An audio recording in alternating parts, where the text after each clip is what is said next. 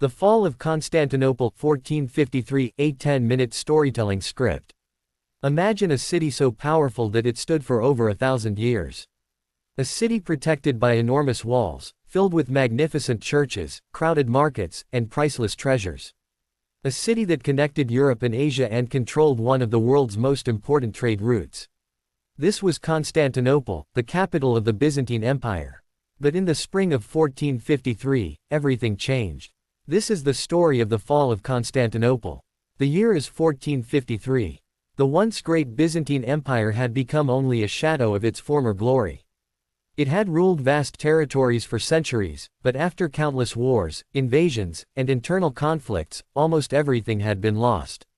Only Constantinople remained. Inside the city lived around 50,000 people. Their emperor, Constantine XI Palaiologos, knew that the Ottoman Empire was preparing for the greatest attack in history. He also knew that help from Europe might never arrive. Meanwhile, a young ruler named Sultan Mehmed II had one dream. He wanted to conquer Constantinople. He believed that capturing the city would make him one of history's greatest rulers. At only 21 years old, Mehmed spent years planning the invasion. He built a massive fortress overlooking the Bosporus Strait to stop ships from bringing supplies into the city. He gathered an army of nearly 80,000 to 100,000 soldiers. He also hired the famous engineer Orban to build enormous cannons unlike anything the world had ever seen. One of these cannons was over 8 meters long. It fired gigantic stone balls weighing hundreds of kilograms. People believed that no wall could survive such a weapon. On April 6, 1453, the siege began.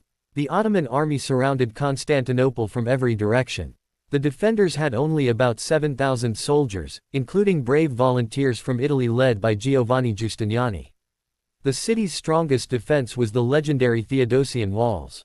These walls had protected Constantinople for nearly 1,000 years. Many powerful armies had tried to break them. Almost all had failed. Day after day, the Ottoman cannons thundered across the battlefield. The ground shook with every explosion. Huge stones smashed into the ancient walls. The defenders worked all night repairing the damage before sunrise. This deadly cycle continued for weeks. During the siege, another obstacle stood in Mehmed's way. A massive iron chain blocked the entrance to the Golden Horn, protecting the city's harbor. As long as the chain remained, the Ottoman navy could not enter. Then Mehmed came up with an astonishing idea. He ordered his soldiers to transport dozens of ships over land. Logs were placed on the ground and covered with animal fat to make them slippery. During one incredible night, Ottoman soldiers pulled around 70 ships across the hills behind the city. The next morning, the defenders looked toward the harbor in disbelief. Enemy ships had appeared where no ships should ever have been. The city was now surrounded from both land and sea. As the siege continued, food became scarce. People prayed inside the great Hagia Sophia, hoping for a miracle. Many believed ancient prophecies promised that angels would save the city.